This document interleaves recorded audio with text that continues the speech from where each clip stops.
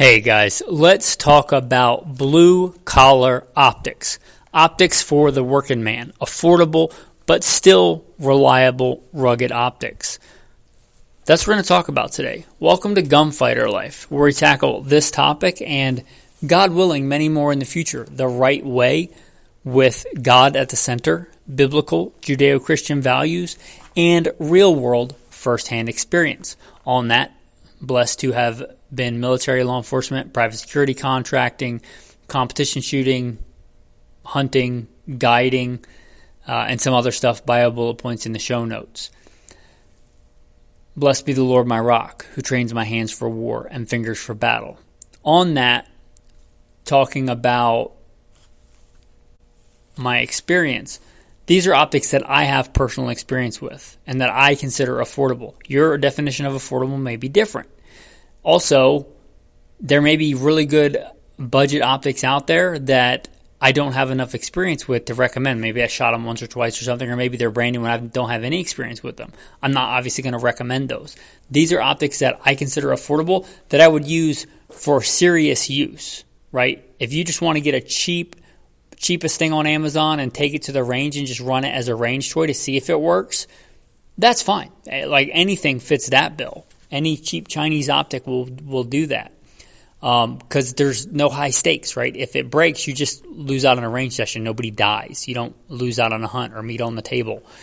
But I'm talking about optics that I would trust for what I would consider serious use, whether that be defense of life or hunting.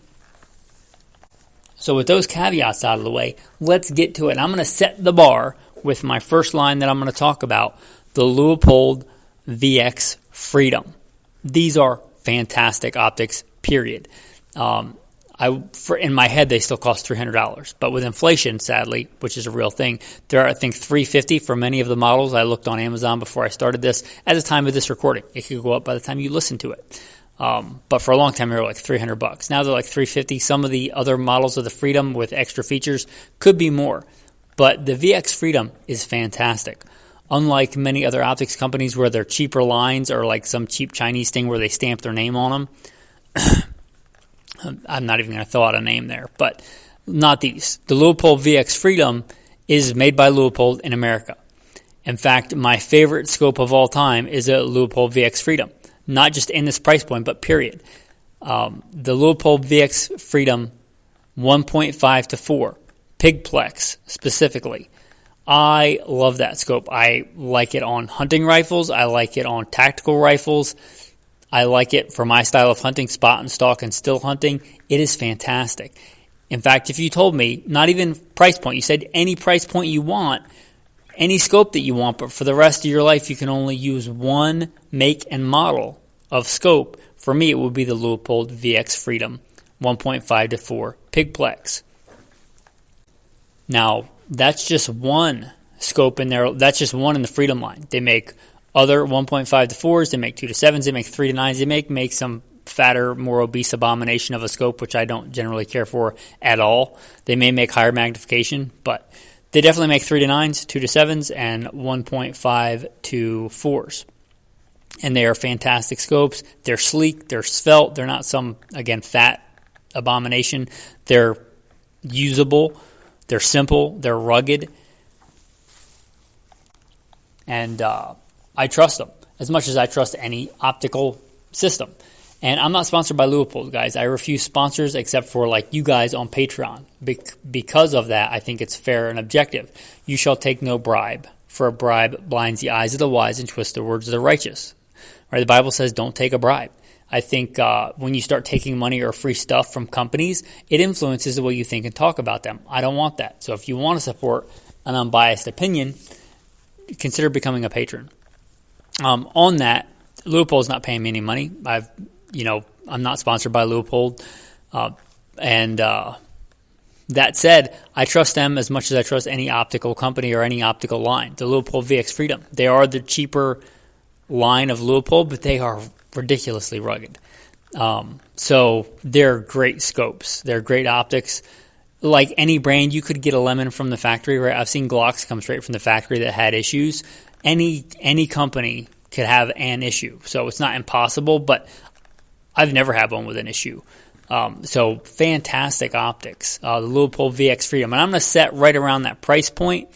That's what I'm talking about when I would consider value. And the Leupold VX Freedom line. Fantastic. The next one is a budget red dot that is just crazy rugged. I've had one so long, I don't know how long I've had it. And I've had it on so many guns, I don't know how many guns I've had it on.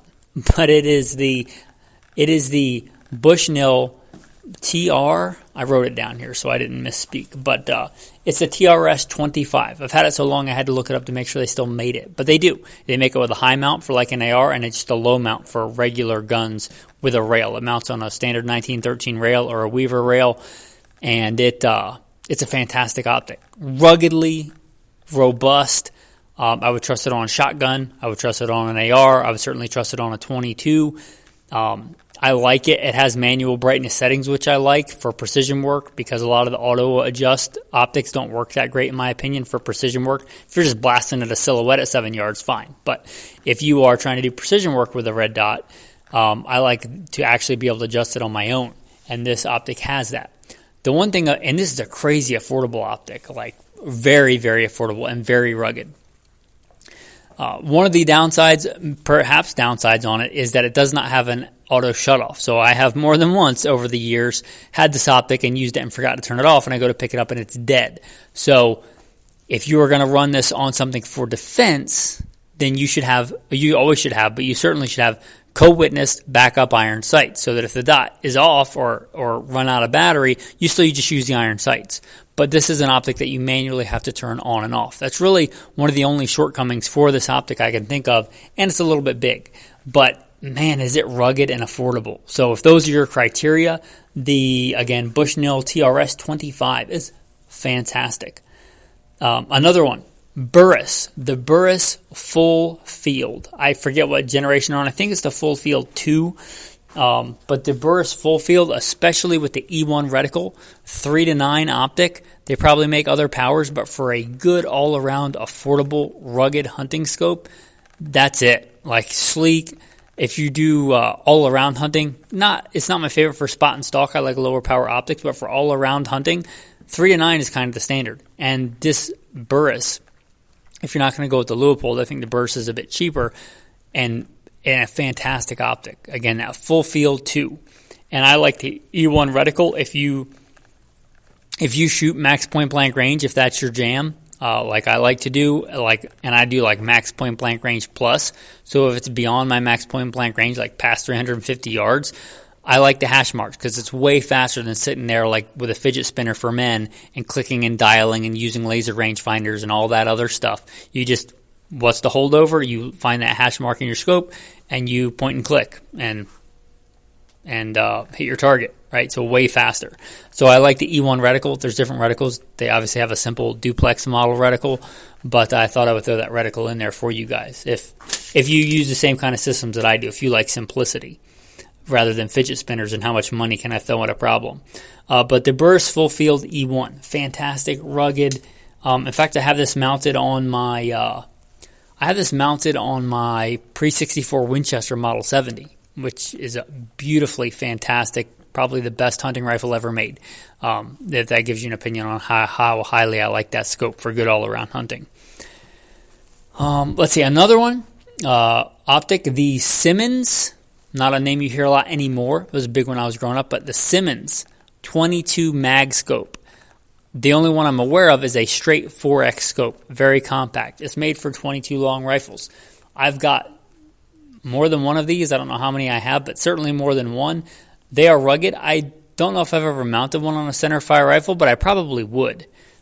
They are that rugged and reliable. They have remarkably clear glass for what they're doing for a 22 optic. But if you're looking for, like, I want a good all-around 22, get a Ruger 1022. If you're like, I want a good all-around optic for this 22, the straight 4X. I know fixed power scopes are not as cool as they once were, but for a 22, they're great. 22s, that simple, small, compact, fixed 4X, 1-inch tube of the Simmons 22 mag. It's fantastic. They may have made other reticles. The only one I know of is a duplex.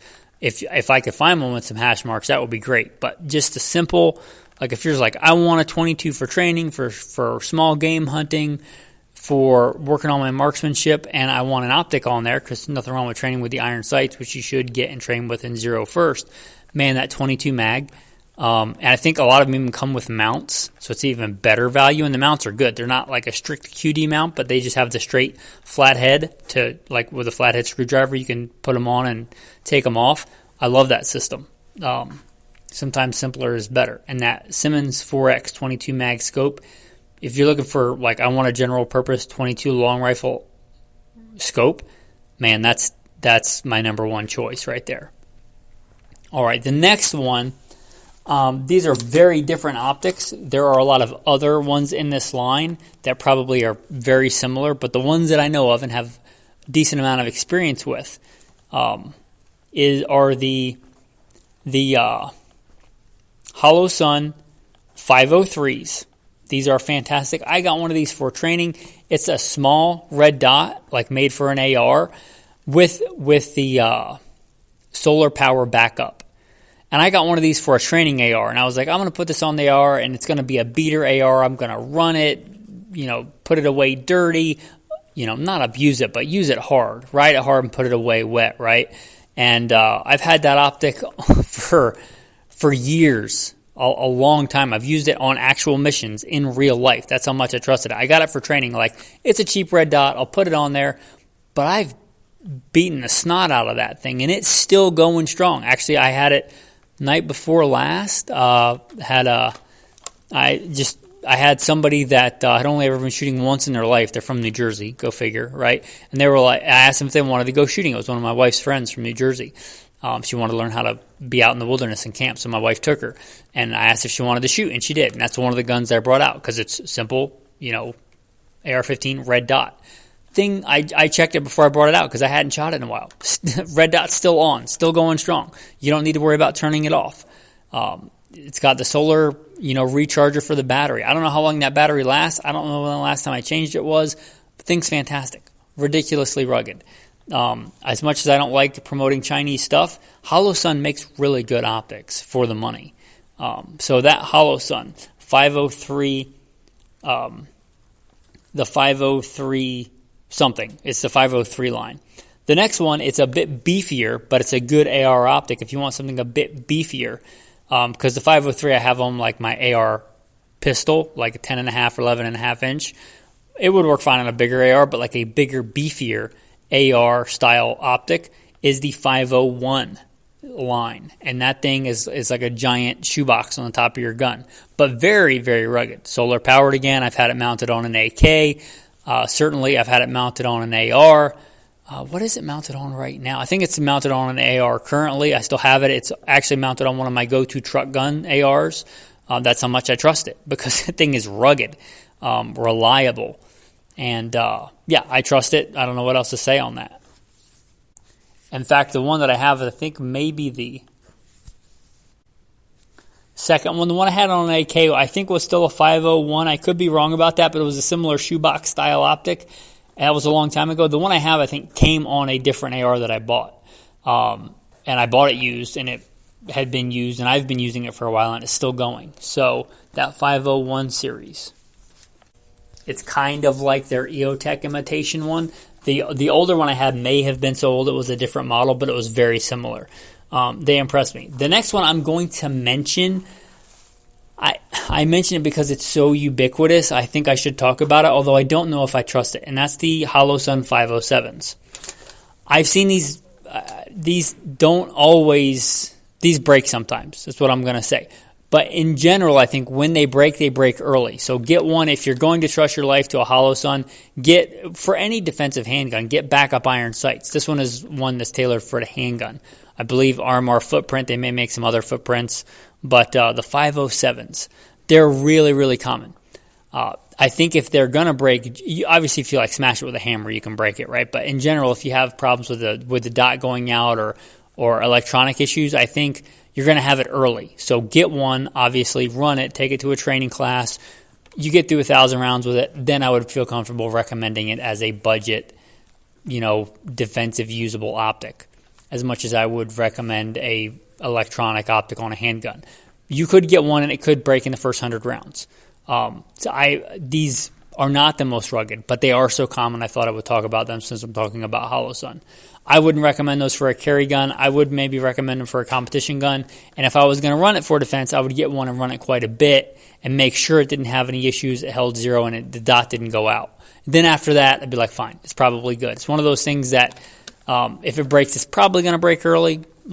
Just my thoughts on that. But if I were getting a handgun for defense, I would go with some of these other options I'm going to talk about.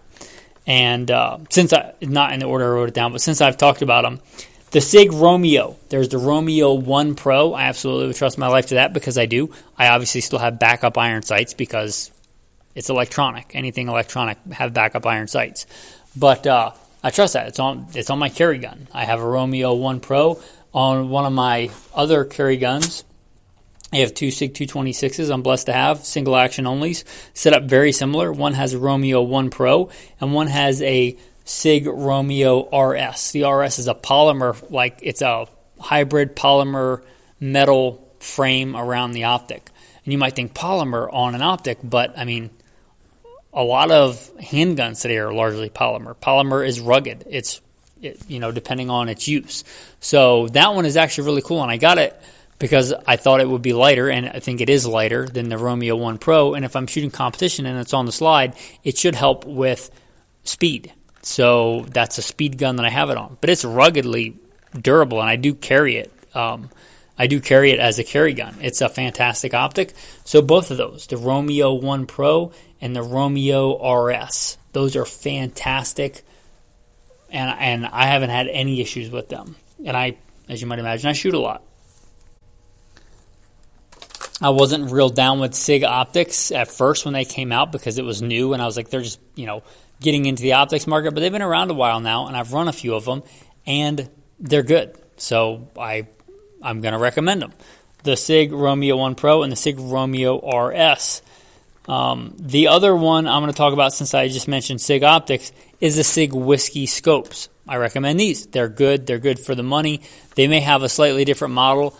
If they're about the same price, honestly, I'd probably go with Leupold. But if they're maybe have features around the same price or have features that you might want, like a different reticle or something, or a different power, or just something you like about them better, the SIG Whiskey line is kind of SIG's version of the Leupold VX Freedom line. And they're fantastic. I have a 2-7 that I really like, that I have and have had for a while. And the reason I got that was I got a Leupold 2-7 first, and it didn't fit on my gun. So I got the SIG Whiskey 2-7. It fits fantastic. I've got it on my Ruger guide gun. It's a good thing for that gun.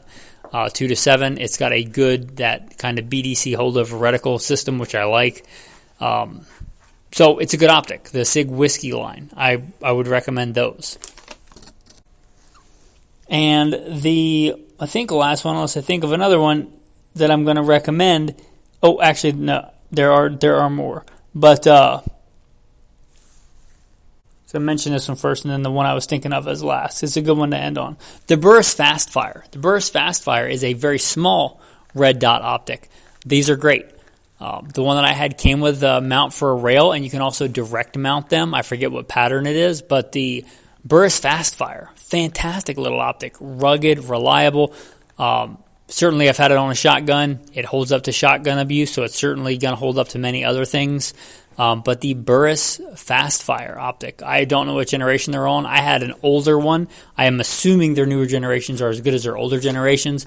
But the Burris Fastfire is a very good optic. If you're looking for a compact optic, like on a shotgun with a rail, low mount, low height over bore, that Burris Fastfire is going to be a good one for you. And the last one, the Weaver 3-9. Now, these are not like the old classic Weaver scopes. I don't know if it's obviously the same name, but I don't know if they did like what Henry did and just bought the name and are just making stuff under that name. But I have one of the newer Weaver 3-9s. I may have two of them. I have at least one of them. And that is it's fantastic. It's classic. It's iconic. So if you're looking for, they still make them. The only people I know that sell them, I think, are Natchez Shooting Supply. But they still make the Weaver. They make it in other powers, I think, but last I checked, they made a 3-9. I didn't check today, but I think they still make them. I think Natchez Shooting Supply, not a sponsor, but I think that's where you can get them. And the Weaver 3-9. And Weaver's classic. So if you're looking for like, I've got this 270 and I want to give it to my boy, or I'm looking for like something I can put on this that's not, giant and fat and a bunch of tactical turrets and all this on a hunting rifle. You say have a classic 270 or a classic 30-06 and you want that classic optic on there. I mean, what's more classic than a Weaver 3-9, right? I mean, fantastic. I wish they still made the fixed power scopes. I think they're still listed, but I haven't ever seen them in stock. If they still made a fixed 4 power, that would be fantastic. But as far as I'm aware, I know they make the 3-9. So Weaver 3-9, classic hunting optic. Again, I've got at least one, and that thing's held up. So my wife actually hunted elk with it and deer with it this past year. So good optic, simple duplex reticle, simple 3-9 scope, sleek. It's not giant. It's not some giant 34 millimeter tube.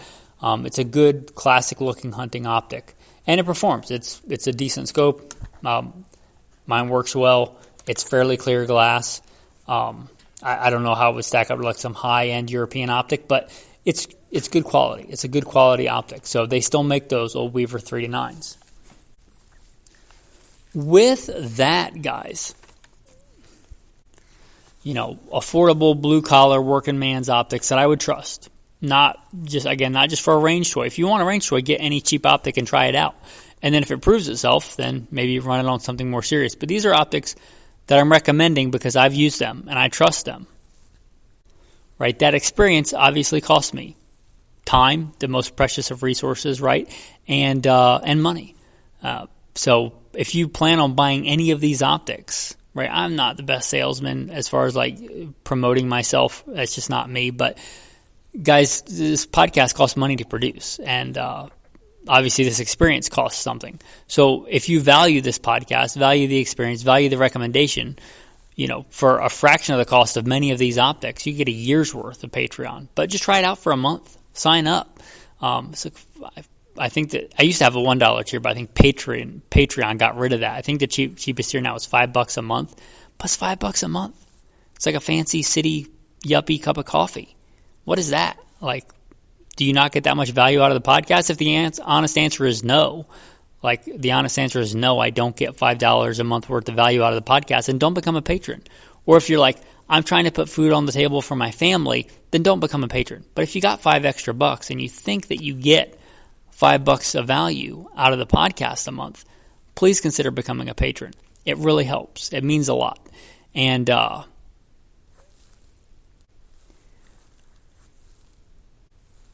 not just for that for you, but there's also a lot of really cool insider-only content that's only on Patreon.